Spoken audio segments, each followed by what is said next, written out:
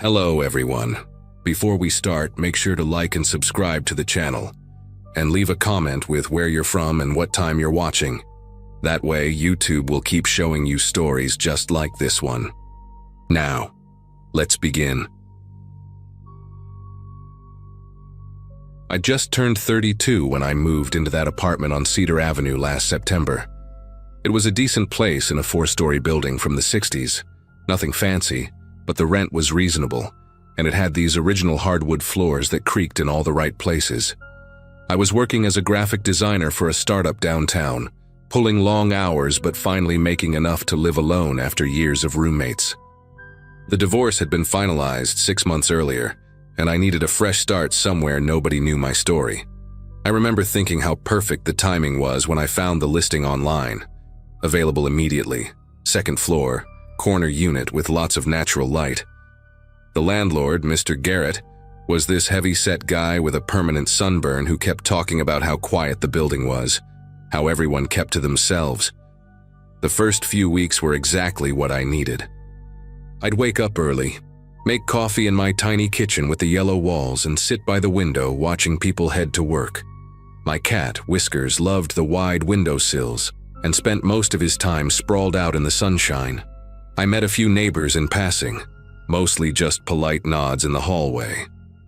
There was an elderly couple on the 3rd floor who always smelled like menthol cigarettes, a young guy on the 1st floor who played his music too loud on weekends, and next door to me lived this man named Gordon. He was probably mid-40s, always wore the same faded blue maintenance uniform even on weekends, had this thick beard that never seemed properly groomed. The first time we met, he was standing in the hallway when I was moving boxes in, just watching. He introduced himself, shook my hand for way too long, and kept asking if I needed help even after I'd said no 3 times. Around mid-October, little things started happening. First, it was my favorite coffee mug, the one with the cartoon avocado that my sister gave me. I always left it on the counter after washing it, but one morning it was in the cabinet with the plates. Then my phone charger disappeared from where I always plugged it in by the couch, only to show up days later in the bathroom drawer. I blamed myself, figured I was just stressed from the new project at work, moving things around without thinking. But then Whiskers started acting strange. He'd sit in the kitchen for hours, staring at the cabinets under the sink, sometimes pawing at them or making these low growling sounds I'd never heard from him before. I actually took him to the vet, thinking maybe he was sick, but they said he was perfectly healthy. The door situation started the last week of October. I've always been paranoid about locking up, a habit from living in sketchy neighborhoods during college. I'd check the deadbolt twice before bed, sometimes even getting up to check a 3rd time, but I started waking up to find the chain undone. Just the chain, never the deadbolt. The first time, I convinced myself I'd forgotten. The 2nd time, I thought maybe the chain was loose and sliding open somehow. I even asked Mr. Garrett to look at it, and he tightened the screws, said it was solid, but it kept happening. I'd also noticed subtle things, like my shoes being slightly out of line by the door, or the living room blinds adjusted to a different angle. I started taking photos before bed, comparing them in the morning, and sure enough, things were moving. I ran into Gordon more frequently after that, always in the hallway when I was coming home from work. He'd be there checking his mail at 6:30, even though mail came at noon. Or he'd be fixing something in the hallway, a light bulb that worked fine, a doormat that wasn't even his. He started commenting on specific things about my routine, like how I must really love that Thai place on Fordham Road, since I ordered from there every Friday, or asking if my sister enjoyed her visit the previous weekend. Things he could only know if he'd been watching my comings and goings, seeing my takeout bags, listening through the walls. When I mentioned I was thinking about getting a security camera, his whole demeanor shifted. His face got red, and he went on this weird rant about privacy, how cameras made people paranoid, how the building was safe, and we all needed to trust each other. The breaking point came on a Monday night in early November. I'd been at a work presentation until almost 10, completely exhausted, just wanting to shower and crash. When I walked into my apartment, something was immediately wrong. The air felt different, like someone else's presence was still lingering. My laptop was open on the coffee table, which was impossible because I specifically remembered closing it that morning. There were crumbs on my kitchen counter, and I hadn't eaten there in days. But the worst part was the smell, this mixture of stale cigarettes and some kind of musky cologne that definitely wasn't mine. It was strongest in my bedroom. My jewelry box had been moved just an inch to the left, and my underwear drawer wasn't fully closed. I stood there in my own bedroom feeling violated in a way I couldn't even fully articulate. That's when I heard it, a soft thump from somewhere inside my apartment, like someone accidentally bumping into furniture. I grabbed my phone and a knife from the kitchen, then methodically checked every room, every closet, behind every door. Nothing. Nobody. But I knew someone had been there. Maybe still was there somehow. I called 911, my voice shaking as I explained everything to the dispatcher. 2 officers showed up within 15 minutes. A younger woman named Officer Daniels and her partner, an older guy who looked like he'd rather be anywhere else. They walked through the apartment, checking windows, testing the locks. The older cop kept giving me these looks like I was wasting their time, asking if I'd been drinking, if I was on any medication. But Officer Daniels took me seriously. She noticed that Whiskers was hiding under the bed, which she said was unusual for a cat when their owner was home. She stood in my kitchen for a long time, running her hands along the cabinets, checking the walls. That's when she found it. Behind the cabinet under my sink, the back panel was loose. Not just loose, it had been carefully modified with hinges so small you'd never notice unless you were really searching. When she pulled it open, we could see straight through into Gordon's apartment.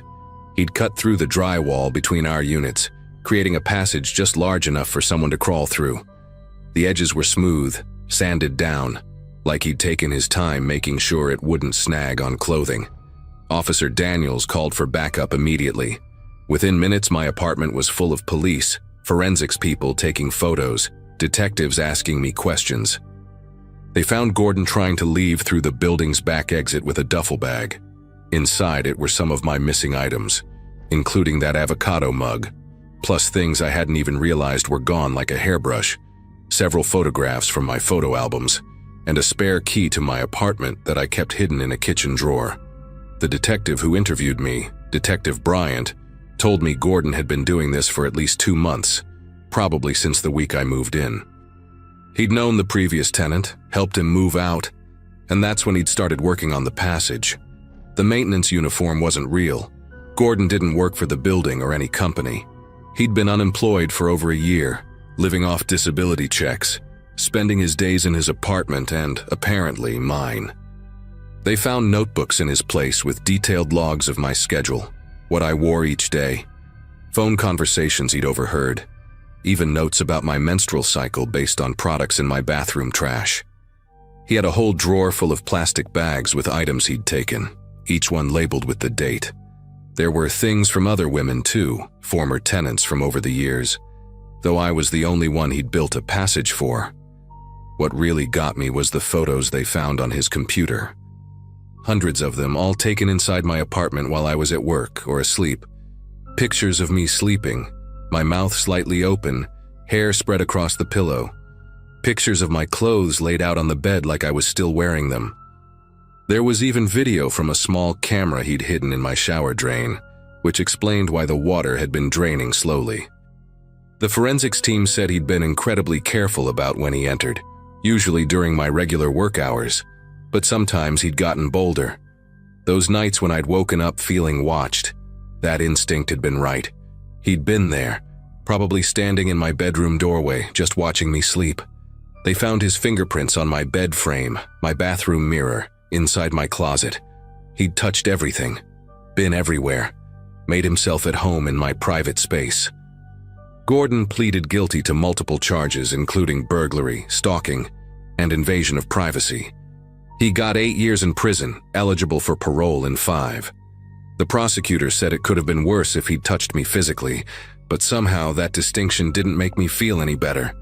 Mr. Garrett had to pay for the wall repairs and gave me 3 months free rent, probably just to avoid a lawsuit. I stayed there exactly 1 more week while I looked for a new place, sleeping on a friend's couch because I couldn't stand being in that apartment at night. Every sound from the walls made me panic. Every creak of the floorboards sent me into a spiral. I'd catch myself checking behind the kitchen cabinets in the middle of the night, running my hands along the walls, searching for seams that shouldn't be there. Even Whiskers was different, jumpy and aggressive, hissing at shadows. I live in a different state now. A 5th-floor apartment with no shared walls except the floor and ceiling. I installed my own security system the day I moved in, cameras in every room that upload to the cloud, motion sensors, the works. My friends think I'm paranoid, but they didn't see those photos, didn't read those notebooks where someone had documented every detail of their life like they were a science experiment.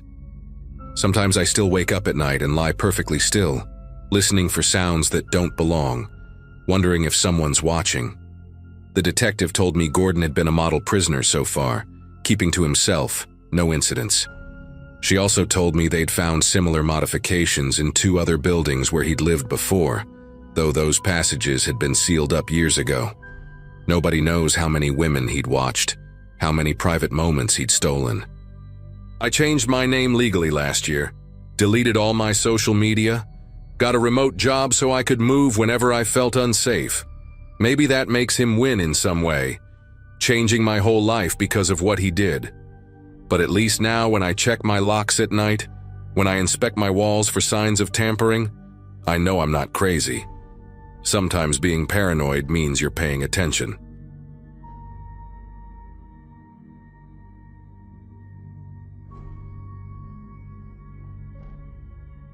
At 26, I finally had enough saved up for a down payment on a small house in Riverside Heights, about 40 minutes outside of Chicago. It was early October 2022, and after years of cramped apartments with paper-thin walls and neighbors who treated midnight like party hour, I was ready for some peace and quiet. The place wasn't much to look at. A single-story ranch from the 70s with faded yellow siding and a kitchen that screamed for renovation. But it had a decent backyard, a detached garage, and most importantly, it was mine. I'd been working as a network technician for a medical billing company for 4 years, pulling overtime whenever I could, eating ramen more nights than I'd like to admit, all for this moment. The neighborhood seemed perfect too, mostly older folks who'd lived there since the houses were built, the kind of people who kept their lawns pristine and waved when you drove past. The first few days were everything I'd imagined. I spent my evenings unpacking boxes, setting up my gaming setup in the spare bedroom, and actually enjoying the silence. No more bass thumping through the ceiling, no more couples fighting in the hallway at 3 a.m. Just the occasional car passing by and the rustling of the huge oak tree in my backyard. But on my 4th morning there, a Wednesday if I remember right, I stepped out onto the back porch with my coffee and noticed something weird. There were muddy footprints across the wooden deck, big ones, maybe size 11 or 12 boots. They started at the edge of the porch near the yard, went right up to my sliding glass door, and then traced back the same way. Thing is, we hadn't had rain in over 2 weeks. The yard was bone dry, the grass actually starting to yellow in spots. I walked around the entire property but couldn't find any mud anywhere. No leaky hose, no wet spots. Nothing that would explain where someone could have gotten their boots that filthy. I grabbed some paper towels and cleaned them up, figuring maybe someone got confused and came to the wrong house. The neighborhood had a lot of similar-looking ranches, and I'd already gotten mail for the previous owner twice. But the next morning, there they were again. Same muddy prints, same path. From the yard to my sliding door and back.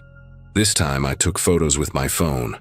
The mud was this weird reddish-brown color, almost like clay, with deep tread marks that had these distinctive diagonal lines through them.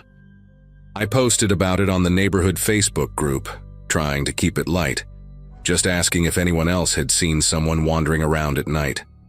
Most responses were about checking my cameras, which I didn't have yet, or suggestions about getting a motion light. But one comment caught my attention. Mrs. Donovan from 2 streets over mentioned that the previous owner, a guy named Carl, had moved out pretty suddenly after living there for less than a year. She didn't say why, just that one day his moving truck showed up and he was gone by evening. That afternoon, I installed a motion sensor light I picked up from Home Depot, one of those LED floodlights that could probably blind a pilot flying overhead. I also spread some flour across the porch before bed, an old trick my grandmother taught me for catching mice in the pantry. Figured it might show more detail than the wooden boards. I barely slept that night, jumping at every little sound. Around 2 a.m., the motion light kicked on. I practically fell out of bed rushing to the window, but by the time I pulled the curtain aside, the backyard was empty. Just that harsh white light illuminating the grass and the oak trees' twisted shadows. I stood there for probably 10 minutes watching, waiting, but nothing moved. When I finally went back to bed, I left the curtain cracked just enough to see if the light triggered again. The next morning, the flower told a different story. The footprints were there, but this time I could see exactly what happened. The boot prints came from the yard like before, but in the flower I could see where they'd stood, right at my sliding door. For a long time, based on how the flower was compressed and scattered. There were these weird marks too, like someone had been kneeling or crouching, and thin lines where fingers had traced along the glass. The worst part was a clear spot in the flower, roughly face-shaped, where someone had pressed close enough to the door that their breath had blown the flower away. They'd been looking inside, into my living room, where I'd fallen asleep on the couch the night before while watching Netflix. I called the police that morning, but they didn't seem too concerned. The officer who came by, a younger guy who looked fresh out of the academy, took some notes, suggested I get security cameras, and mentioned that break-ins were pretty rare in the neighborhood. He theorized it might be kids playing pranks, or maybe someone confused, possibly intoxicated.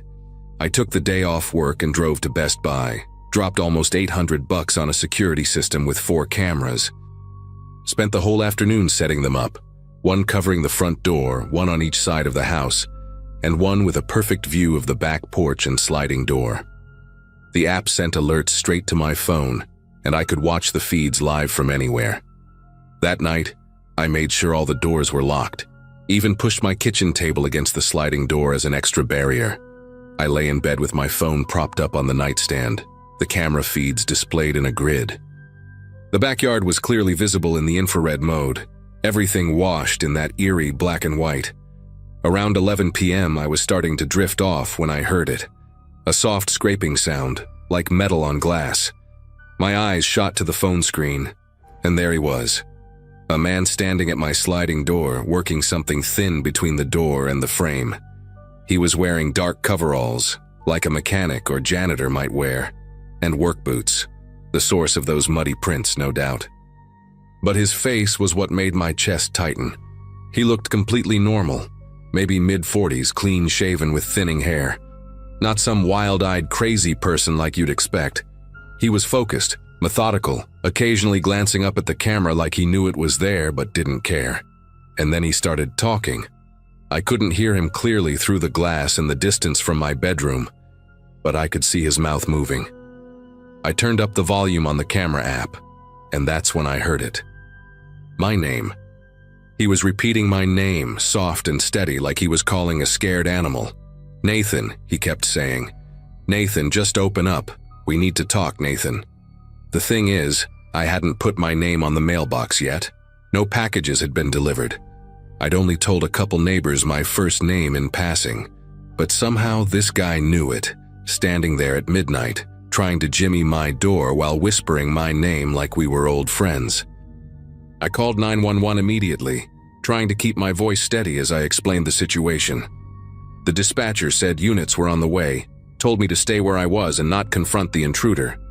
Through the camera, I watched him suddenly stop and tilt his head, like he was listening to something.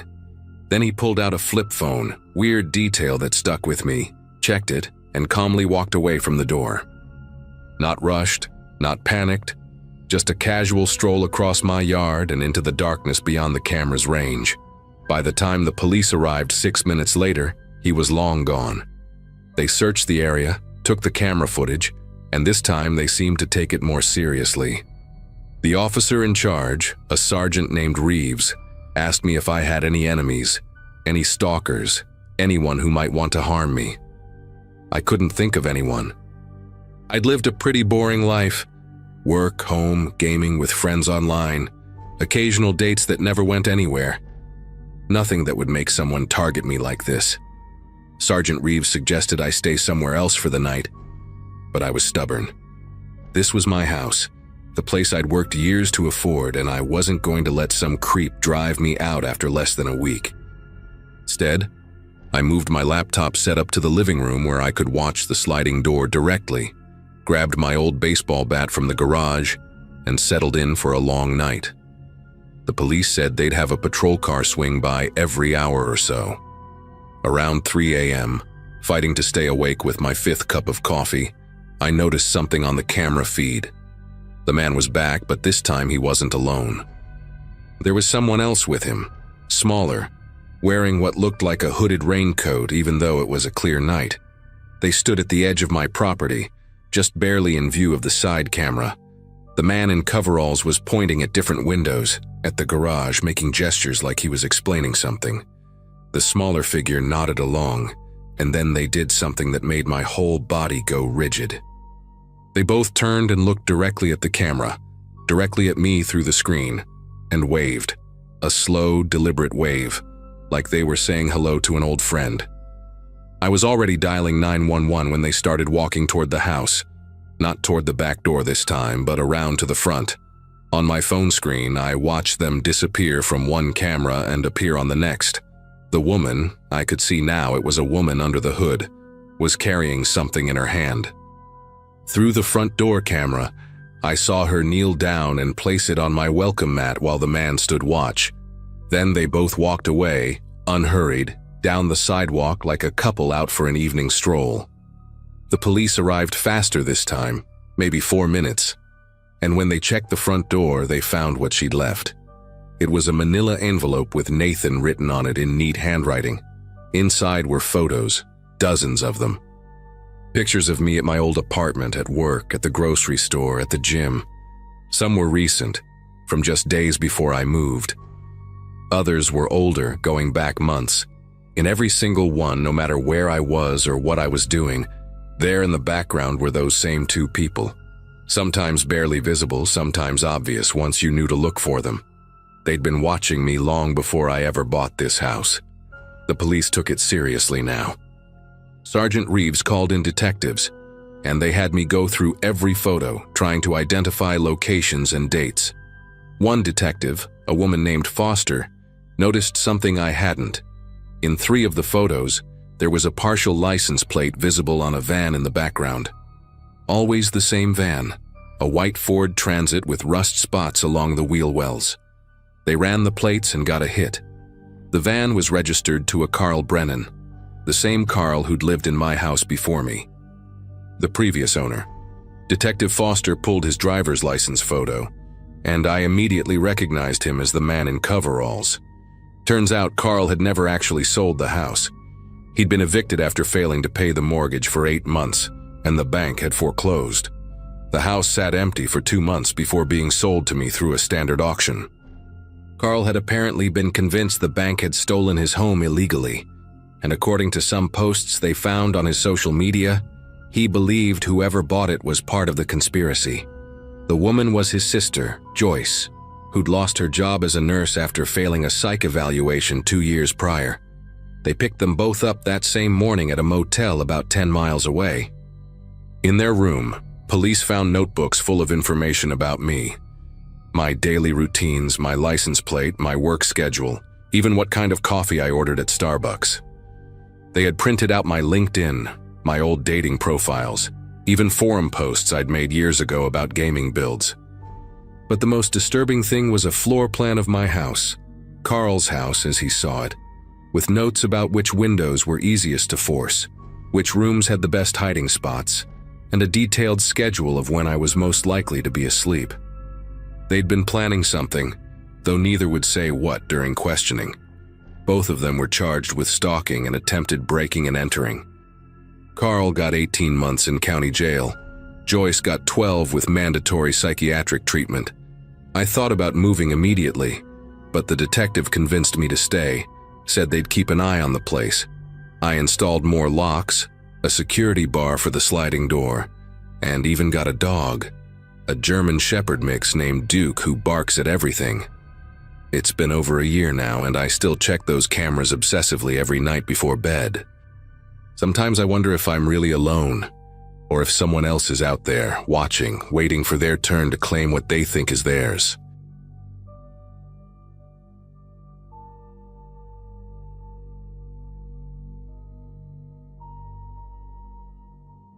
I never thought buying that house in Oakwood would turn my life into a nightmare. But sometimes the worst things hide in the most ordinary places. It was late spring of 2016, about 2 years after my wife passed away from cancer, and I finally felt ready to leave our old home behind. Too many memories in every corner, you know what I mean? I found this place on Willow Drive through a realtor friend who gave me a great deal. A single-story ranch with a pool and a huge backyard, perfect for starting fresh. The previous owner, an elderly man named Harold Finch, had apparently moved to Florida in a hurry to be closer to his daughter. The house had been sitting empty for about 8 months before I moved in, and honestly, it showed. The grass was knee-high, leaves clogged the pool, and there was this old wooden shed at the far corner of the yard that looked like it hadn't been touched in years. The first few weeks were pretty normal, just me fixing things up, cleaning out the pool, trying to make the place feel like home. I remember it was a Saturday morning in June when I first noticed something weird about the area near the shed. I was out there with my mower trying to tackle that overgrown mess of a lawn, when I hit this spot about 15 feet from the shed, where the ground just gave way a little. Not like a sinkhole or anything dramatic, but the mower wheels sank down maybe 3 or 4 inches, and when I pulled it back, there was this depression in the earth. The grass there was different too, darker, thicker, growing in this strange circular pattern maybe 6 feet across. I figured maybe there used to be a septic tank there or something, made a mental note to check it out later, and kept mowing. But then I caught this smell, faint at first, like rotting vegetables mixed with something chemical. It got stronger the closer I got to that soft spot, so I decided to leave that section for another day. That smell didn't go away. Over the next few days, especially when the sun hit that part of the yard in the afternoon, it would drift across to the patio where I like to sit with my coffee. It wasn't overwhelming, but it was persistent, like when you leave meat in the trash too long during summer. I tried to ignore it, told myself it was probably just decomposing roots from an old tree or maybe a dead animal under the ground. But here's the thing that really bothered me. My neighbor, Mrs. Hoffman, this sweet lady in her 70s who'd lived there for 30 years, she came by one afternoon with a casserole and mentioned something odd. She said Harold had been such a meticulous gardener, always out there tending to every inch of that yard, except for that one corner by the shed. In all the years she'd known him, she'd never once seen him plant anything there, or even walk on that patch of ground. She thought maybe he kept chemicals there that killed the soil or something. I couldn't stop thinking about what Mrs. Hoffman said. So the next morning, a Monday, I grabbed a shovel from the garage and decided to dig a small test hole, just to see what was down there. The ground was surprisingly easy to break through. Not hard-packed like the rest of the yard, but loose, almost fluffy, like it had been turned over before and never properly compressed. About a foot down, the soil changed color, went from brown to this grayish black, and the smell hit me like a punch to the gut. It was sweet and rotten and metallic all at once, nothing like any dead animal I'd ever encountered. I kept digging, telling myself I'd stop at 2 feet, but then my shovel hit something that made a dull, hollow sound. Not like hitting a rock or a pipe, softer, but solid.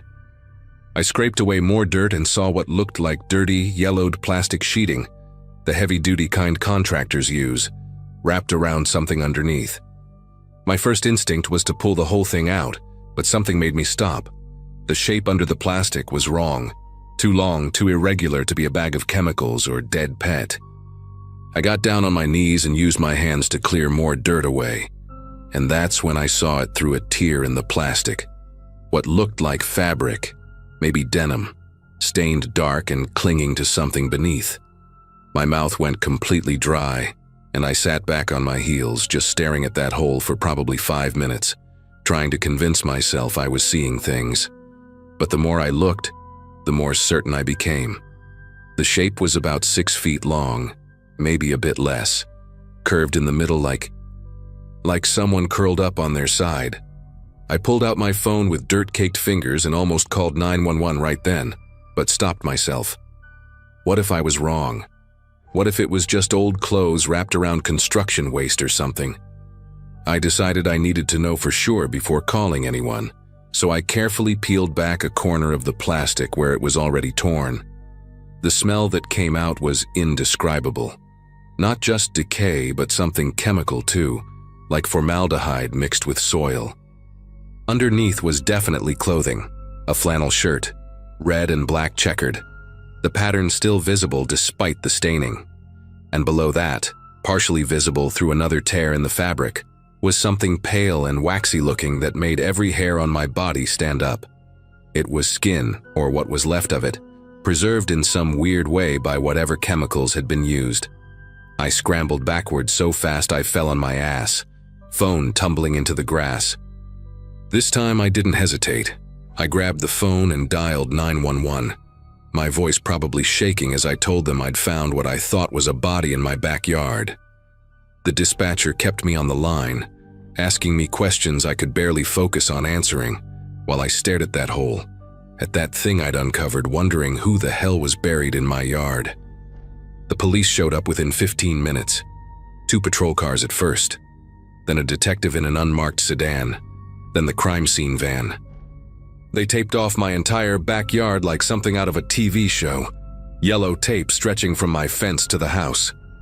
The detective, a woman named Detective Walsh with gray streaks in her hair and these intense green eyes, asked me to walk her through everything from the beginning while the forensics team set up a tent over the hole. I told her about Harold Finch, about the soft ground, the smell, Mrs. Hoffman's comments about him avoiding that area. She wrote everything down in this little notebook, occasionally asking me to clarify details. When I mentioned Harold had moved to Florida, she exchanged a look with one of the uniformed officers that made my chest tighten. "We'll need to verify that," she said carefully. And that's when it hit me. Nobody had actually seen Harold leave. The realtor had handled everything through power of attorney with his supposed daughter. By late afternoon, they'd excavated a much larger area, and what they found turned my quiet retirement plans into a living nightmare. It wasn't just one body. There were 3, all wrapped in the same plastic sheeting, all in different stages of decay. The forensics guy, who looked way too young to be doing that job, explained to Detective Walsh within my earshot that based on the preservation and insect activity, they'd been there for different lengths of time. The oldest one, maybe 5 or 6 years. The newest, probably less than 2. That meant Harold had been living above them, walking over them every day while he played the role of the friendly neighborhood retiree. The detective showed me photos on her tablet, missing persons reports from the area going back years. One was a traveling salesman named Robert Price, who disappeared in 2014. Another was a homeless veteran called Tommy, who used to hang around the local shopping center. The third one they couldn't identify yet, but the clothing suggested it was a woman. The investigation moved fast after that. Detective Walsh had officers canvassing the neighborhood, and what they learned painted a disturbing picture of Harold Finch. Several neighbors remembered him having visitors who never seemed to leave through the front door. He'd tell people they were relatives passing through or old friends from his military days, but nobody ever saw them actually depart. Mrs. Hoffman remembered one specific incident from about 18 months ago. A young woman with a green backpack had knocked on Harold's door asking about yard work, and Harold had invited her in to discuss it over coffee. Mrs. Hoffman never saw her leave, but Harold was out there the next morning, working near the shed with his wheelbarrow and bags of lime. At the time, she thought he was just doing garden maintenance. The detective also discovered that Harold's supposed daughter in Florida didn't exist. The power of attorney documents were forged, the Florida address was fake, and the money from the house sale had been transferred to an offshore account that vanished into a maze of shell companies. They brought in cadaver dogs and ground-penetrating radar after that, searching every inch of the property. The dogs went crazy near the basement wall on the north side of the house, and when they broke through the concrete, they found another plastic-wrapped bundle, this one much older, probably from the early 2000s based on the clothing. The basement discovery changed everything because property records showed Harold had only bought the house in 2008. That meant the previous owner, or someone before Harold, had started this horrific pattern. Detective Walsh spent hours going through old records and found that the house had changed hands 4 times since 1995, always sold quickly, always for cash, always to single men who lived alone. Each owner had left suddenly for family emergencies or job opportunities elsewhere. The FBI got involved at that point, suspecting we'd stumbled onto something much bigger than just Harold Finch. They thought maybe this house had been used by some kind of network, passed between people who shared certain dark interests, though they wouldn't tell me more than that. The investigation went on for 3 weeks. They found a total of 7 bodies on the property, 4 in the yard, 1 in the basement, and 2 more under the concrete slab of the garage. The forensics team practically took the house apart looking for evidence, pulling up floorboards, checking inside walls, going through the attic insulation. They found journals hidden in the shed, wrapped in waterproof bags, containing detailed records that went back 20 years. Different handwriting styles, different authors, but all documenting the same sick activities. The FBI agent in charge, a tall guy named Special Agent Rivers with this exhausted look like he'd seen too much, finally explained that they believed the house had been a designated disposal site for a group that operated across state lines. Harold had been the last caretaker, and when things got too hot, maybe he got spooked by something or someone was getting suspicious, he'd arranged his own disappearance. They traced him eventually, not to Florida but to Quebec, living under a false identity. The Canadian authorities arrested him 3 weeks after the first body was discovered, found him in a modest apartment with hair dyed black and 20 pounds lighter, but they identified him through fingerprints. The trial was all over the news, but I couldn't bring myself to follow it closely. I moved out the day the FBI cleared the scene, stayed in a motel for 2 months while I sorted out the legal mess of breaking the lease. The property management company refunded everything and then some. They were terrified of lawsuits. I found a small apartment downtown, somewhere with no yard, no basement, just the 3rd floor of a building where I could hear my neighbors living their normal lives through the walls. Harold Finch got 4 life sentences, no possibility of parole, and gave up names of others in exchange for being kept in protective custody. 12 more arrests followed across 6 states. But here's what keeps me awake at night. In his confession, Harold said the house on Willow Drive wasn't the only one. There were others, scattered across the country, innocent-looking homes with well-maintained lawns and friendly neighbors who'd wave when you walked by.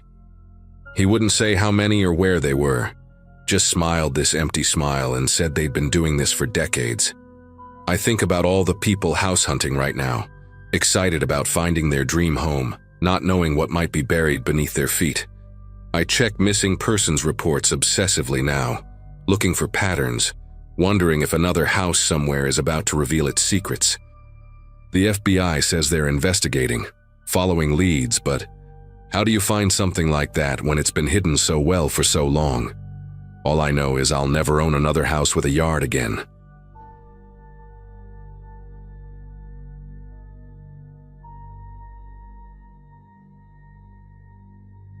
The rental listing seemed perfect for us. A 2-bedroom house with a fenced backyard in a quiet neighborhood just outside Denver, Colorado. I'd been searching for months after the divorce finalized in early 2023, desperate to give my 7-year-old daughter Chloe some stability after everything we'd been through. The landlord, an elderly man named Mr. Jameson with thick glasses and a hearing aid that whistled when he talked, assured me the area was family-friendly.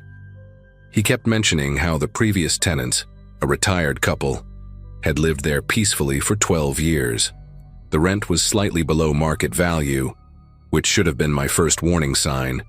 But as a dental hygienist supporting a child on one income, I couldn't pass up the opportunity. We moved in on a Saturday in late August, the summer heat making everything feel heavy and slow.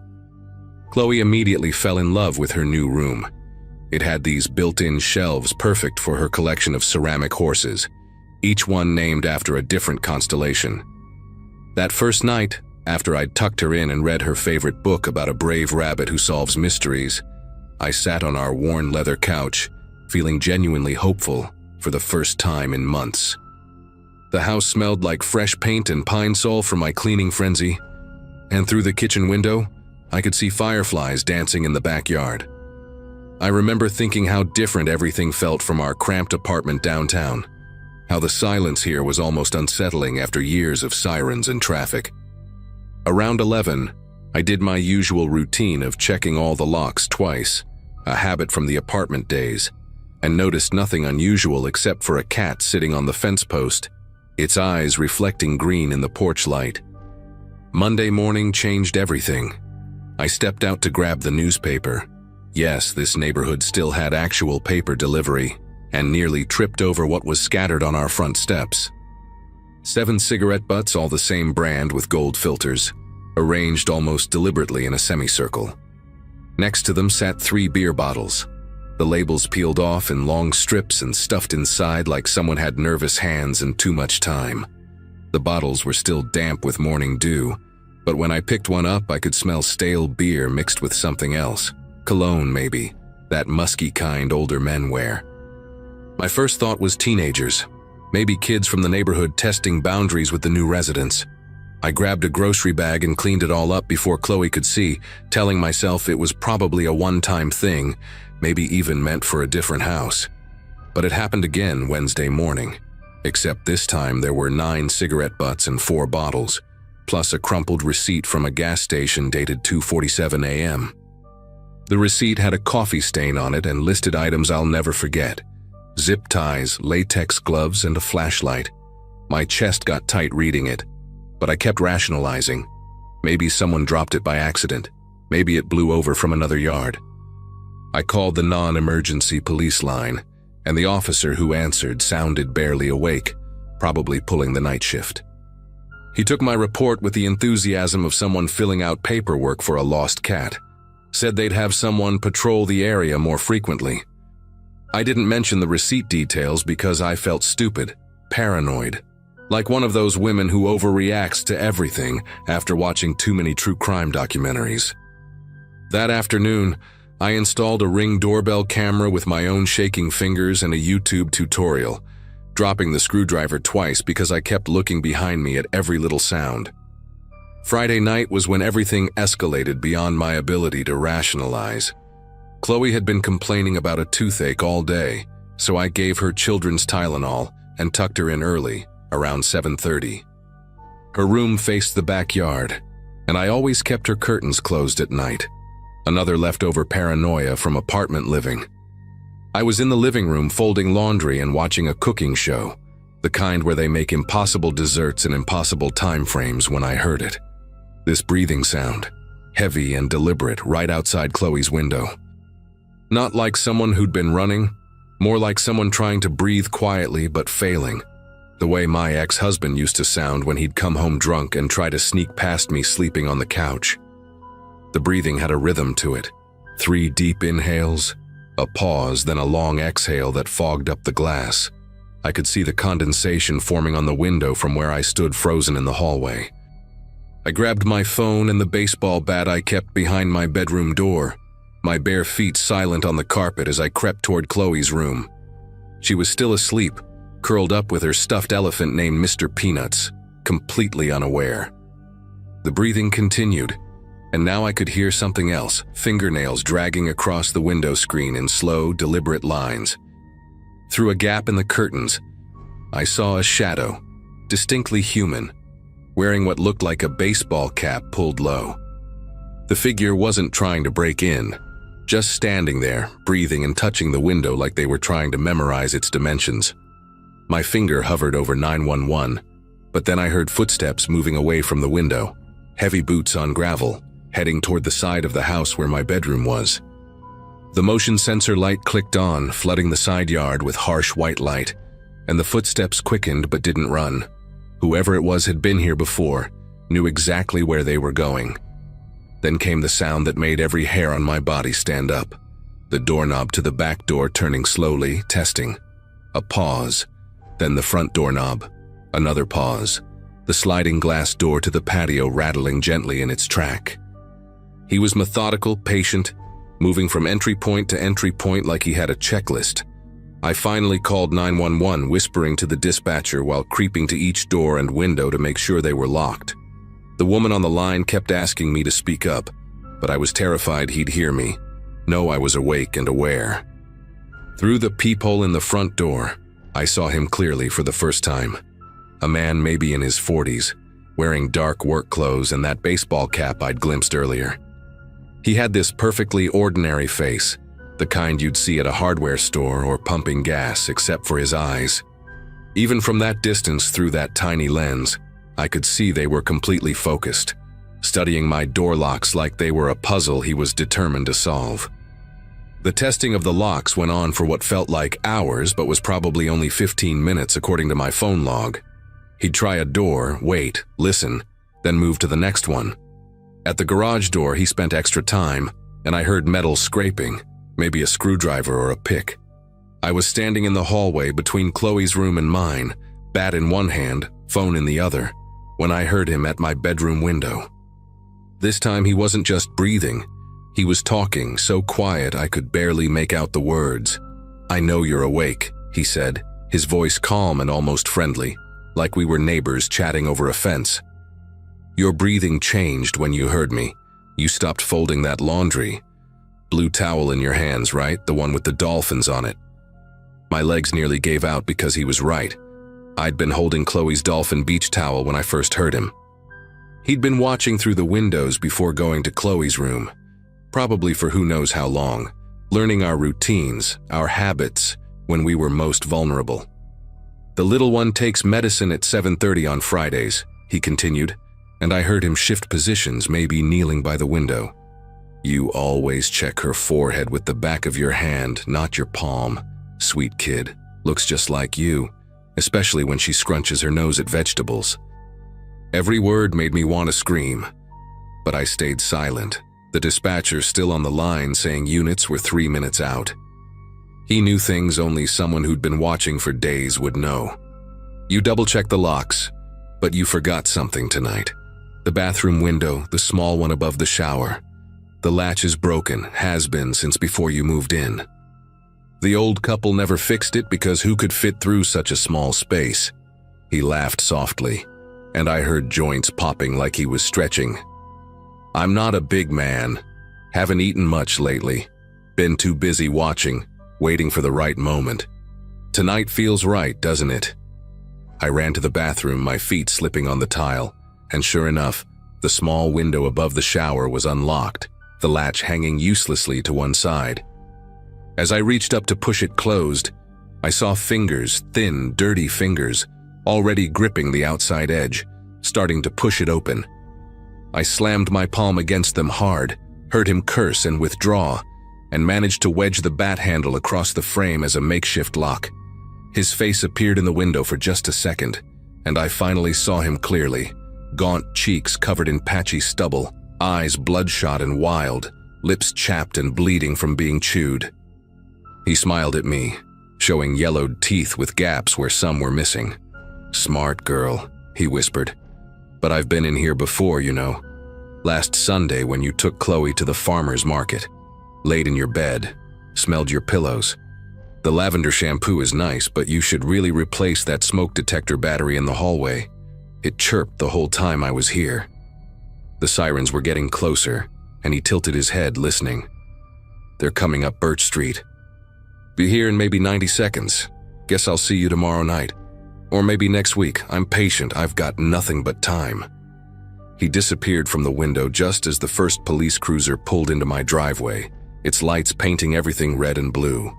I ran to the front door, yanking it open before the officers even reached the porch, words tumbling out of me so fast they had to ask me to slow down and breathe. 2 officers searched the property while another stayed with me, taking notes as I showed him the bathroom window, the scratches on Chloe's window screen, the spots where he'd tested each lock. They found footprints in the flower bed beneath my bedroom window, cigarette butts matching the ones from my porch scattered near the fence, and something that made my knees buckle, a notebook wedged behind the garbage cans. Inside were pages and pages of observations. What time I left for work, when I picked up Chloe from school, what we ate for dinner, even notes about my phone calls that he could apparently hear through the kitchen window. The last entry, dated that morning, simply said, "Tonight after the medicine." They put out a description, but he was gone, melted back into whatever shadow he'd crawled from. We stayed in a hotel that night, and the next 5 nights after that while I broke my lease and found a new place 40 miles away. The police never found him, though they discovered he'd been living in a foreclosed house 2 streets over, mattress on the floor, walls covered with photos taken through our windows, pictures of us eating breakfast, watching TV, Chloe playing with her ceramic horses. Mr. Jameson, the landlord, finally admitted the previous tenants hadn't stayed 12 years. They'd broken their lease after 6 months, complaining about someone watching them. He'd painted over their concerns, lowered the rent, and hoped the next tenant wouldn't notice. I still check locks obsessively, installed cameras at our new place that alert my phone for any movement, and Chloe knows why we had to move, though I spared her the worst details. Sometimes I dream about that voice through the window, calm and knowing, and wake up checking the bathroom window even though this house doesn't have one above the shower. The detective called last month to say they'd found similar notebooks in 3 other cities, same handwriting, same patient observations. They think he picks single mothers, watches for weeks, maybe months, learning everything before he makes his move. "We were lucky," she said. "The others weren't. I don't feel lucky. I feel like we're just waiting for him to find us again, and this time, he already knows our patterns."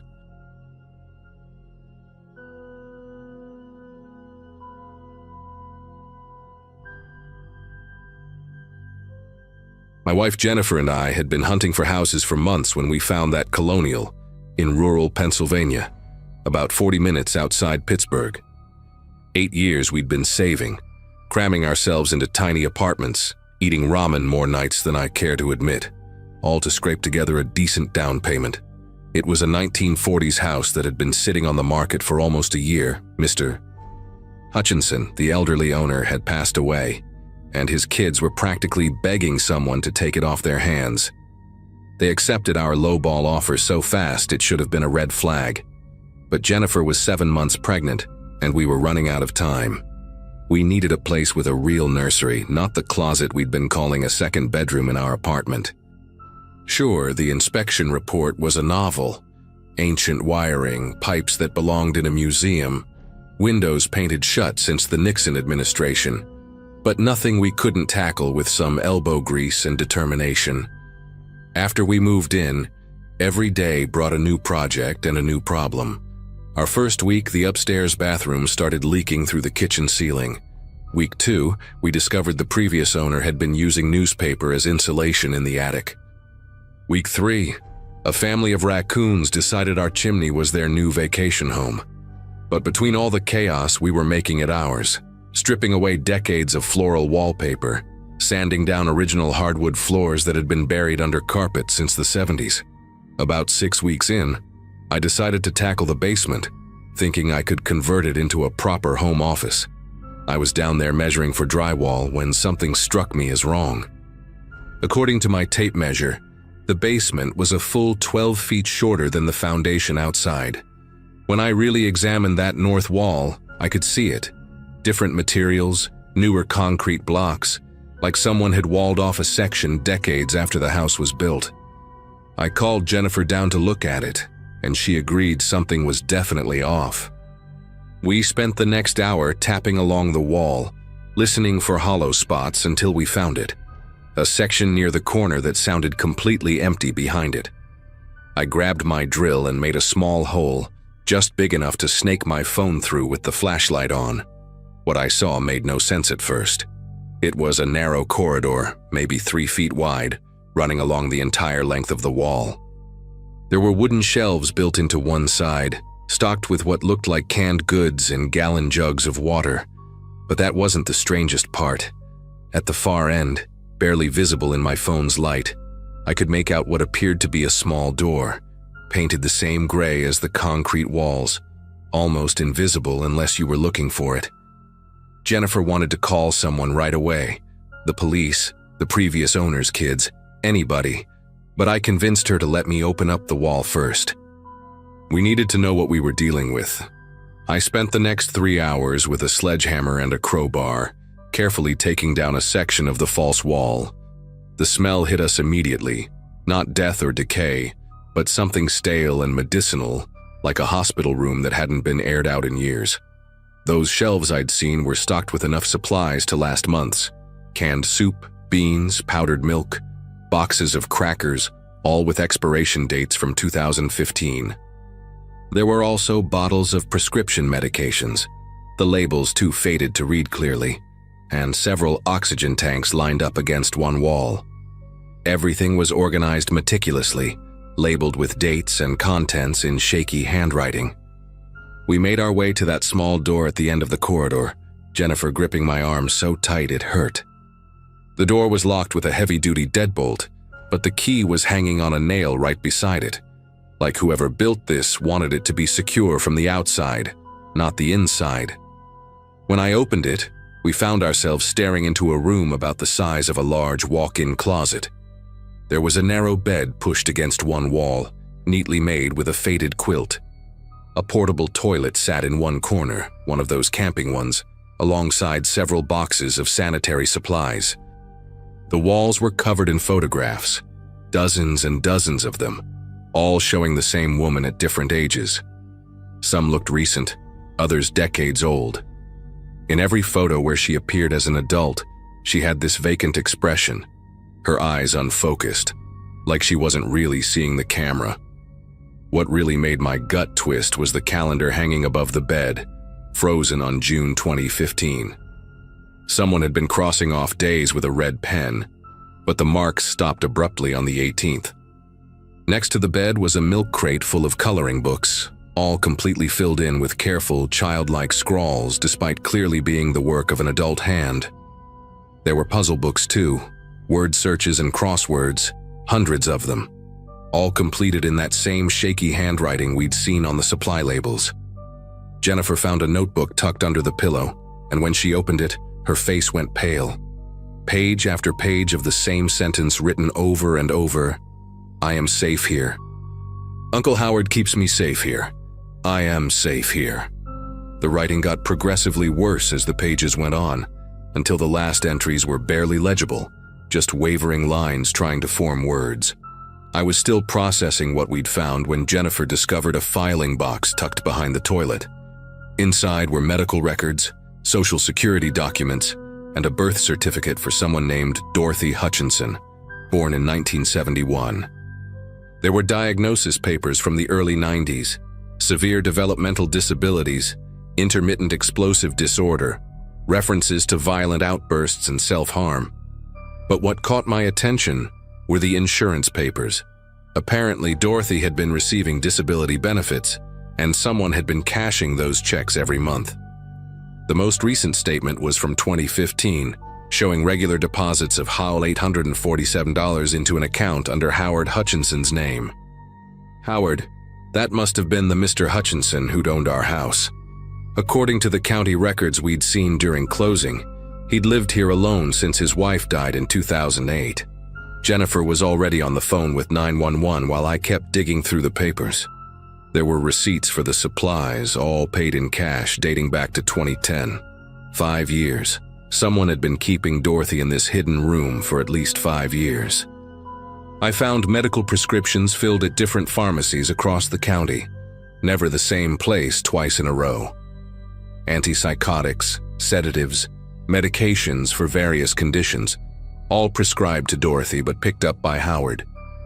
There was even a crude schedule taped to the inside of the filing box: when to give medications, when to bring food, when to empty the portable toilet. At the bottom of the box, wrapped in plastic, was a leather journal. Howard's journal.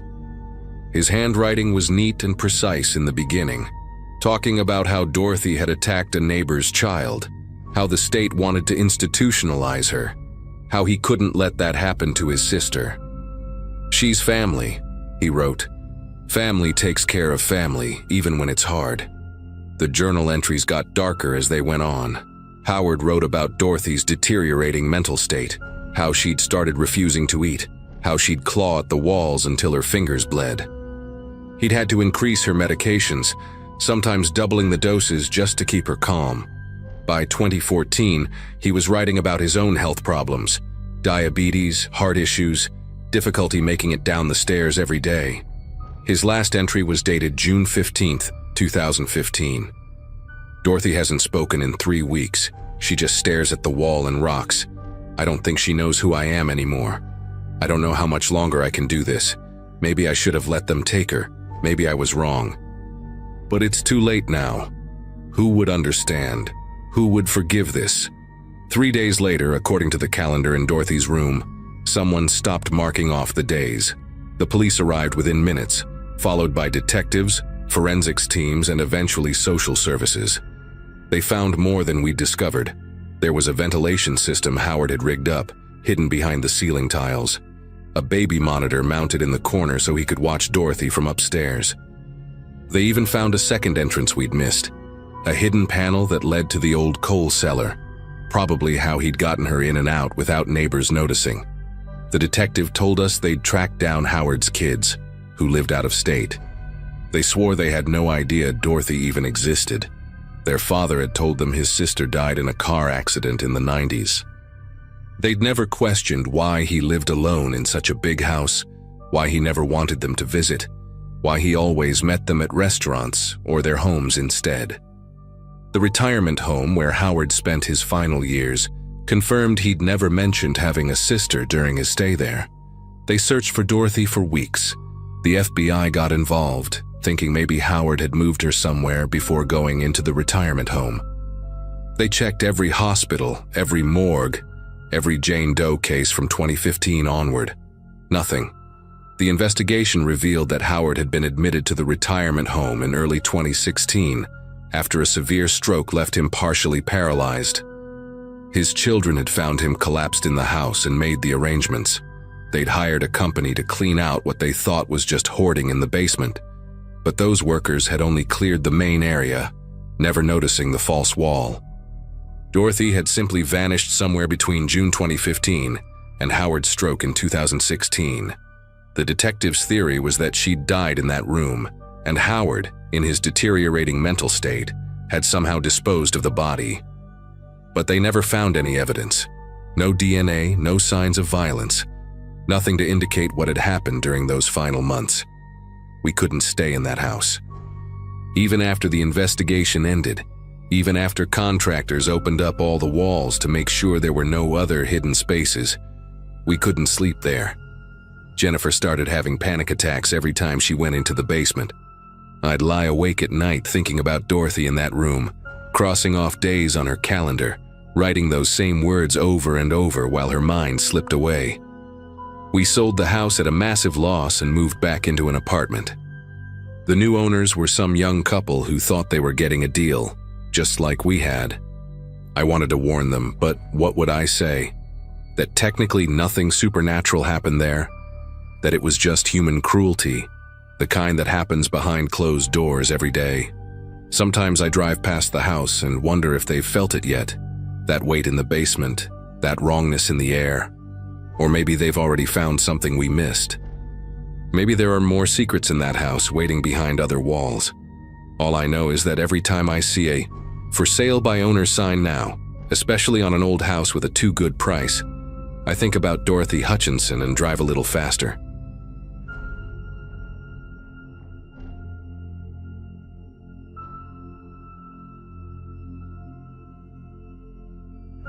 Last spring, my wife Ashley and I finally saved enough to buy our first house. It was April, and we'd been married for just over 2 years, both of us teaching at the local high school in a small town in Ohio. The house was a foreclosure, which explained the price. A 1940s two-story colonial that had been empty for almost 3 years. The realtor, Mrs. Blackwood, was this tiny woman with silver hair pulled back so tight it made her eyes look surprised all the time. She kept mentioning how motivated the bank was to sell, practically pushing the keys into our hands. We should have asked more questions, but we were too excited about the hardwood floors, the original crown molding, and that huge backyard where we imagined our future kids would play. The inspection came back mostly clean, just some old pipes that would need replacing eventually, and a furnace that had maybe 5 good years left in it. The first week after moving in was a blur of unpacking boxes and arguing about where the couch should go. It was a Saturday morning when we decided to tackle the basement. We needed space for Ashley's photography equipment, and the basement seemed perfect. It was surprisingly dry for such an old house, with those thick stone walls that stayed cool even as spring turned warmer. There were 3 separate rooms down there, plus the main area where the previous owners had started building what looked like a workshop. The first room had shelves lining the walls, perfect for storage. The second was smaller, with a single window near the ceiling that let in these thin streams of dusty light. But the third door, tucked into the far corner where the stone walls met, that one was different. 4 industrial-sized slide bolts were drilled into the door frame, all on the outside, the kind you'd see on a barn door but heavier, more serious. The wood around them was splintered and damaged, like they'd been installed in a hurry, without much care for appearance. Ashley ran her fingers along the bolts while I grabbed a crowbar from the toolbox we'd brought down. The metal was cold and rough with rust, but not ancient rust. Maybe 10, 15 years old at most. What really made my chest tighten was realizing that each bolt was positioned at a different height. One near the floor, one at waist level, another at shoulder height, and the last one almost at the top of the frame. Whoever installed these wanted to make absolutely sure that door stayed shut. I remember Ashley made this nervous laugh, the kind she does when she's trying to pretend something doesn't bother her, and said we should probably just leave it alone, maybe call the realtor first. But I was already working the crowbar under the first bolt. The screws came out easier than expected, like the wood had gone soft around them. Each bolt made this awful screech as I pried it loose, metal grinding against metal, until finally all 4 were off and piled on the concrete floor, like broken fingers. The door itself was heavier than it looked, solid oak that had warped slightly over the years. It took both of us pulling to get it open, and when it finally gave way, this stale, thick air rushed out. Not rotten or moldy, but old and wrong somehow, like opening a jar that had been sealed too long. The room was maybe 8 feet by 10 feet, no windows, just bare concrete walls and floor. But it wasn't empty, not really. There was a metal bed frame pushed against one wall, no mattress, just the springs all rusted and sagging in the middle. Next to it sat a pink plastic bucket, the kind kids use at the beach, and beside that, several water bottles, all different brands, some still half full with liquid that had turned yellowish. The walls, though, that's what made Ashley grab my arm hard enough to leave marks. Starting about 3 feet from the floor and going up almost to my eye level, there were scratches everywhere. Not random scratches, but deliberate ones, grouped in sets of 5, like someone had been counting days, maybe weeks. In the corner farthest from the door, there was a pile of fabric that turned out to be clothes. A faded yellow sundress with tiny daisies on it, a pair of jeans that looked like they'd fit a teenager, some t-shirts, all of them dusty and stiff. But underneath the clothes, that's where things got worse. There were notebooks, 3 of them, those black and white composition books kids use in school. The pages were wrinkled and torn, covered in handwriting that started neat and careful but gradually became frantic, harder to read. The same phrase appeared over and over on some pages. He says I'm getting better, but I'm not sick. Other pages had drawings, crude sketches of a window, always the same window with 4 panes and curtains, drawn hundreds of times like someone trying to remember what the outside looked like. Ashley was already backing toward the door, but I kept reading, finding grocery lists written in different handwriting, probably mail, with items like crackers for downstairs and more batteries for the lamp. At the bottom of one page, in that same neat writing that had turned desperate, someone had written, "Mom would be 47 today," with the date May 12th, but no year. I grabbed the notebooks and the clothes, stuffing everything into a garbage bag we'd brought down for cleaning. Ashley was already on her phone trying to call the realtor, but it was Saturday afternoon and nobody was answering. We stood there in our basement staring at that open door, and I noticed something else. Fresh screws holes in the doorframe on the inside, like there had been a handle there once, maybe even a lock, but from the inside. Someone had removed it before installing those bolts outside. We decided to search the rest of the house more carefully, and that's when we found more evidence. In the attic, pushed far under the insulation, there was a box of VHS tapes, each one labeled with just a date, spanning about 2 years. We don't own a VCR, but the labels were enough to make my skin prickle. The dates matched up with some of the notebook entries. There were also receipts, dozens of them, for things like protein bars, vitamins, cases of water, all purchased at different stores around the state, never the same place twice. We called the police that evening, after spending hours going through everything we'd found. 2 officers showed up, Officer Garrett and his partner, a younger woman who took notes while Garrett examined the room. They took the notebooks, the VHS tapes, everything. But Garrett pulled me aside before leaving and told me something that made my whole body go cold. About 8 years ago, a local man named Douglas Henley had reported his 16-year-old daughter Melissa missing. She'd supposedly run away after an argument about her grades. The case went cold after a few months. No signs of her, no activity on her social media, nothing.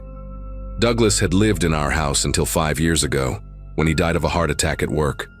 The house sat empty after that, tied up in legal issues because Melissa was still listed as his next of kin, technically missing but not declared dead. Garrett said they'd be testing the room for DNA, checking those notebooks for handwriting matches, but the look on his face told me he already knew what they'd find. That night, Ashley and I stayed in a hotel. We couldn't bring ourselves to sleep in that house, knowing what had happened below our bedroom, below our kitchen, below the space where we'd been planning our life together. The next morning, Garrett called to confirm what we'd suspected. The handwriting matched samples from Melissa Henley's school records. The DNA from hair found on the clothes was hers too. But here's the part that still keeps me awake sometimes. They found evidence that she'd been in that room as recently as 5 years ago, right up until Douglas died. She would have been 19 by then, locked in that basement for 3 years. The receipts showed he'd been feeding her, giving her vitamins, even buying her feminine products. In his twisted mind, he was taking care of her, protecting her from something. Maybe from growing up, from leaving him, from becoming someone he couldn't control. The police searched every database, every record they could find, but Melissa Henley had vanished completely after her father's death. She'd simply walked out of that basement and disappeared. The investigation dragged on for weeks. Detectives came and went, taking measurements, photographs, digging through county records. They found out that Douglas had installed those bolts himself. There were charges on his credit card from a hardware store, dated just 2 weeks after Melissa's disappearance. He'd told everyone she ran away, played the grieving father perfectly, even put up missing person flyers around town for the first few months. Meanwhile, she was right beneath everyone's feet, scratching those marks into the concrete walls. The VHS tapes, when they finally got them converted to digital, showed nothing but static and occasional glimpses of that basement door, filmed from the stairs like he was checking to make sure it was still locked. Hours and hours of footage of just that door. Ashley found out from a neighbor, Mrs. Coleman, that Douglas used to have loud music playing in his house all the time, said it helped him concentrate while he worked from home. Now we understood what that music was really drowning out. We couldn't sell the house, not right away, not with it being an active crime scene, and later not with everyone knowing what it was. The horror house on Sycamore, kids started calling it. Ashley and I tried to stick it out, tried to reclaim the space, but every creak of the floorboards made us think about what Melissa must have heard above her all those years. Every time we went to the basement to do laundry, We'd see that doorway, even though we'd taken the door off completely. The room stood empty and open, but it felt occupied somehow, like the weight of what happened there had soaked into the walls. We lasted 3 months before moving back in with Ashley's parents. The house is still ours, technically. We're still paying the mortgage while it sits empty. The realtor, Mrs. Blackwood, finally admitted she'd heard rumors about the previous owner but didn't think they were worth mentioning since nothing had been proven. We tried to sue, but our lawyer said we didn't have much of a case since technically, no crime had been committed in the house after Douglas died, and he was never convicted of anything while alive. Then, about 2 months ago, I got a call from Officer Garrett. They'd found her, not Melissa herself, but traces of her. She'd been working cash-only jobs, staying in motels under fake names, always moving, always running from something. A social worker in Montana had recognized her from the age progression photos the police had circulated.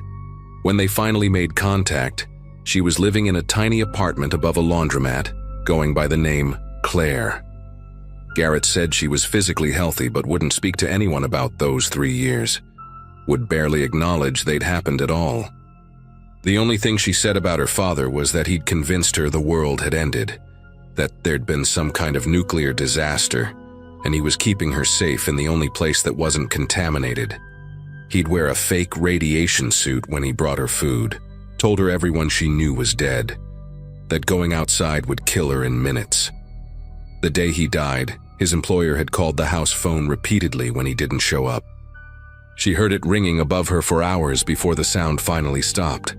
It took her 2 more days to work up the courage to try the door, only to find it had been unlocked the whole time. The bolts were just for show by then, just part of maintaining the lie. The state pressed charges posthumously, more for the record than anything else. Ashley and I finally sold the house last month at a massive loss to a property developer who plans to tear it down. They're going to build 2 smaller houses on the lot, fresh starts with no basements. Melissa, Claire now, she sent us a letter through her social worker, just 1 line. I hope you can make good memories there. We couldn't bring ourselves to tell her we'd already left, that nobody could make good memories in a place like that. Sometimes I drive by the lot, especially now that they've started demolition. Yesterday I watched them fill in the basement with concrete, truck after truck of it, like they were burying something that should have never existed. Ashley says I need to stop going back, that we need to move forward, and she's right. But every time I see a basement door with a lock on it, even a normal one, even from the inside, I think about Melissa counting days in sets of 5 on those walls, waiting for a world to end that had already ended for her the moment her father decided she belonged to him forever.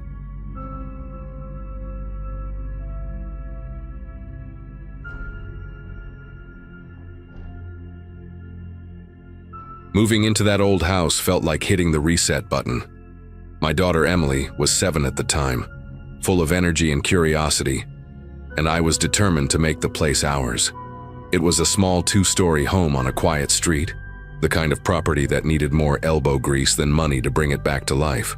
I was juggling a full-time job and parenting alone, so every free hour went into sanding walls, pulling up old carpets, and painting while Emily sat nearby with her crayons.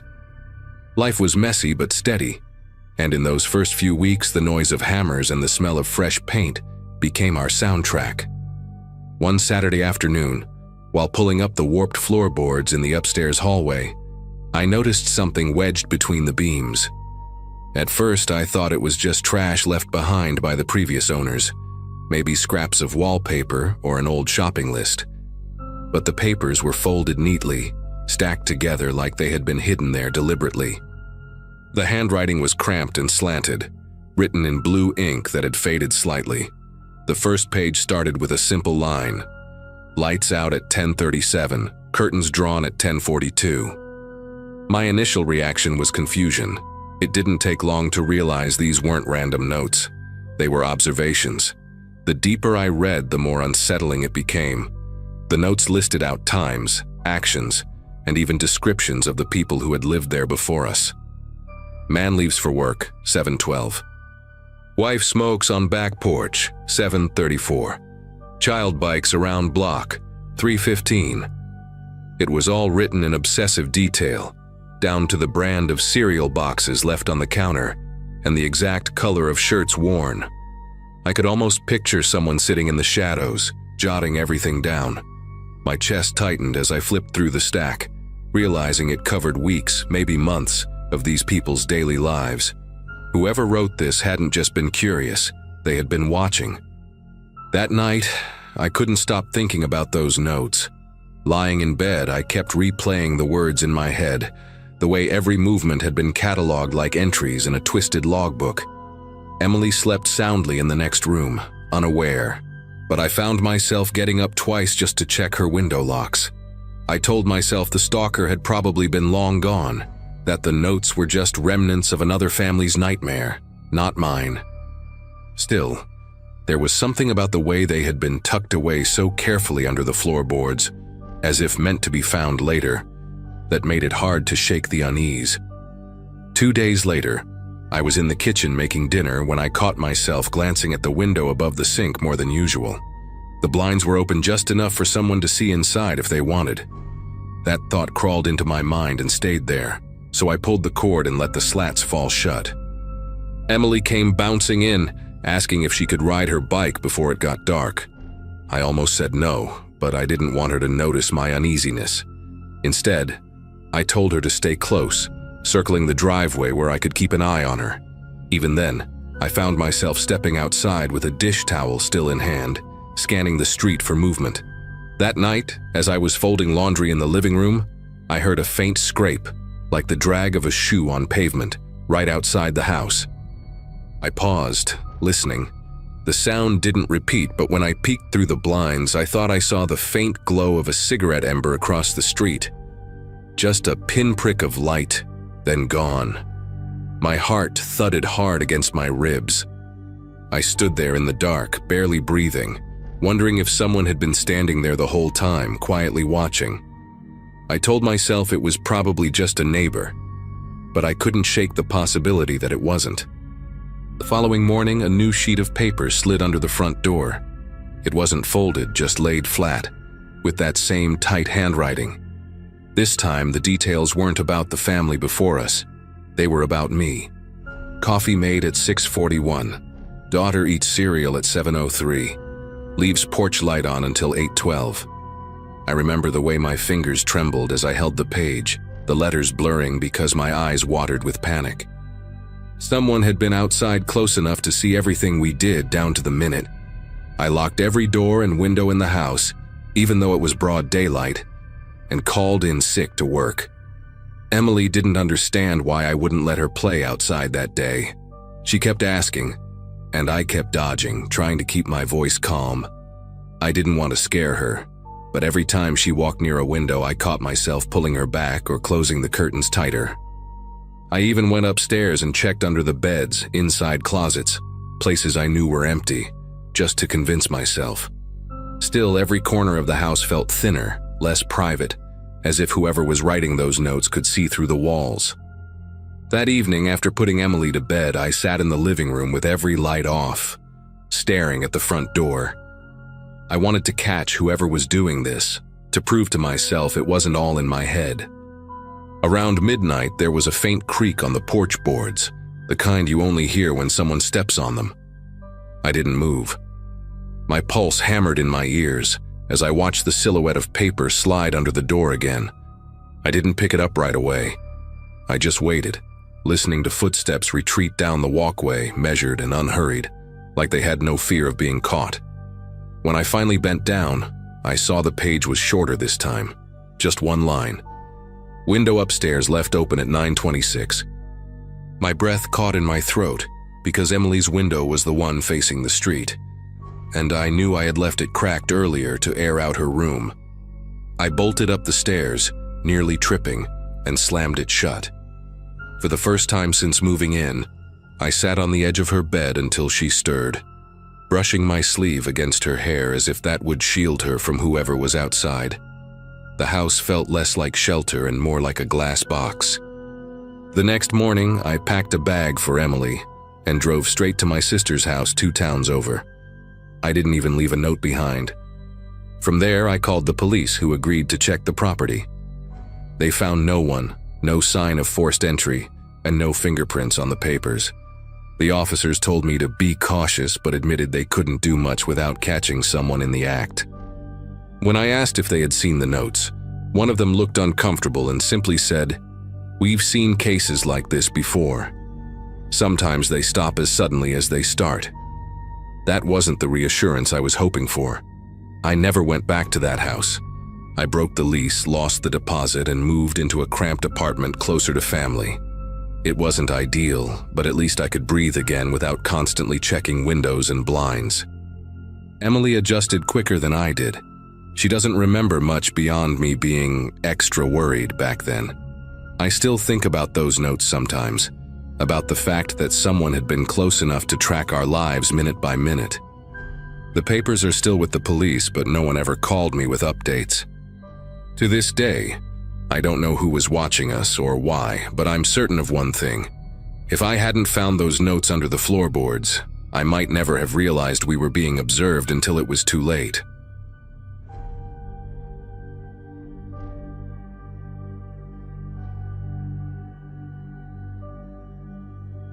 It didn't take long after moving into that neighborhood for me to notice something strange about the house directly across from ours.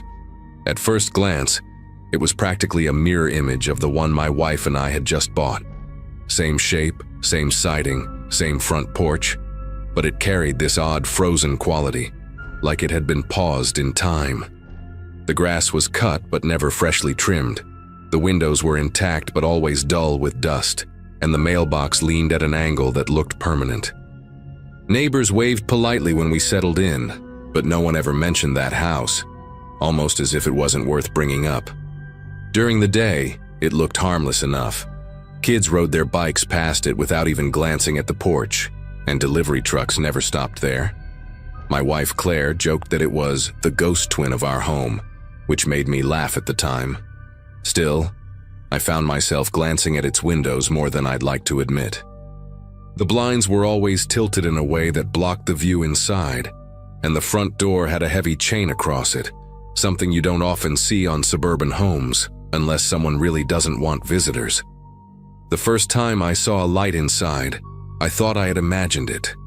It was close to midnight, and I had gone downstairs to grab a glass of water. Through our living room window, I noticed a faint glow. Not bright like a lamp, but more like the flicker of a television. I stood there for a good minute, trying to figure out if it was just the streetlight reflecting, but then it shifted, like someone had walked in front of it. I told myself maybe a realtor or maintenance worker had stopped by, though it didn't explain why anyone would be there that late.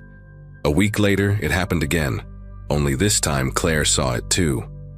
She had just come out of the shower and was pulling the curtain shut in our bedroom when she called me over. There, on the second floor of the empty house, a silhouette passed in front of the window. It wasn't a trick of the light. The shape had weight to it, like a person moving with purpose from one side to the other. We stood in silence, staring, waiting for it to happen again. When nothing else moved, she whispered, "But nobody lives there, right?" I didn't know how to answer. The next morning, I casually asked one of the neighbors, a man named Frank who was out watering his lawn. I pointed at the house across the street and asked if anyone still owned it. He didn't hesitate, just shook his head quickly and said, "Nobody's been in there for years." Then he changed the subject so fast it felt rehearsed. Claire and I brought it up to a couple others over the next few days, and the reactions were the same. Dismissive shrugs, quick topic changes, a weird determination not to talk about it. That silence only made the place more impossible to ignore. Curiosity eventually got the better of me. One afternoon I walked across and circled the property. Up close, the similarities to our own home were eerie. The same shutters, the same paint color, even the same small cracks in the driveway concrete, like it had been copied and pasted. But there were subtle differences too. The porch railing had tiny scratches as though someone had dragged something heavy across it, and the back gate was padlocked with a thick rusted chain. Peering through a side window, all I could make out was darkness. though I thought I smelled something faint, like burnt plastic seeping out. That night, Claire shook me awake around 2 a.m. She whispered that she had heard a voice, faint and muffled, like someone arguing. We pressed our faces to the window and watched. The second floor glowed again, but brighter this time, as though multiple lights had flicked on at once. The shadows moved, long and stretched, crossing back and forth. We couldn't hear words clearly, just that low rumble of human sound, the rhythm of a conversation. Yet every part of me knew no one should have been there. I told her we'd ask the HOA directly in the morning. The following day, I called their office. The woman on the line checked her records and after a pause said, "That property doesn't belong to anyone anymore." I pressed for clarification, and she repeated herself, slower this time, as though trying to discourage me from asking more. "It has no owner," she said before excusing herself and hanging up. I sat there with the phone still in my hand, stunned. How could a house with working electricity, blinds that shifted, and clear signs of movement have no owner? Claire didn't want me to pursue it further, but I couldn't stop thinking about what we'd seen. That evening I sat on the porch just to see if anything would happen. Hours went by in silence until around midnight when the house lit up again. This time the glow wasn't steady. It pulsed, like someone walking room to room, switching lights on and off. Then in the upstairs window I saw it. The blinds shifted slightly, and a pale hand pressed flat against the glass.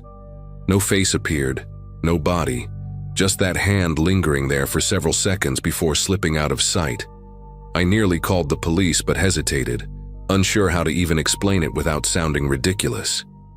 Claire begged me to stop paying attention, but the more we ignored it, the more aggressive the disturbances became. One night, all of our outdoor lights flickered off at once, even though the breakers were fine. Across the street, every window in that house blazed with light, brighter than I had ever seen before, then snapped into darkness in unison. The next morning, our mailbox was wide open, and inside was a scrap of lined paper with nothing but a circle drawn in thick black ink. Claire swore she hadn't touched it, and neither had I. The breaking point came a week later. We woke to loud pounding, steady and deliberate, echoing across the street. From our bedroom window, we could see the front door of the vacant house shaking, as if someone were slamming against it from the inside, though the heavy chain held it shut. Then the noise just stopped, mid-strike, and everything went still. No light, no movement, nothing. That silence was worse than the chaos. We sat there listening, waiting, but it never resumed. By dawn, the house looked as dead and empty as it had on the day we moved in.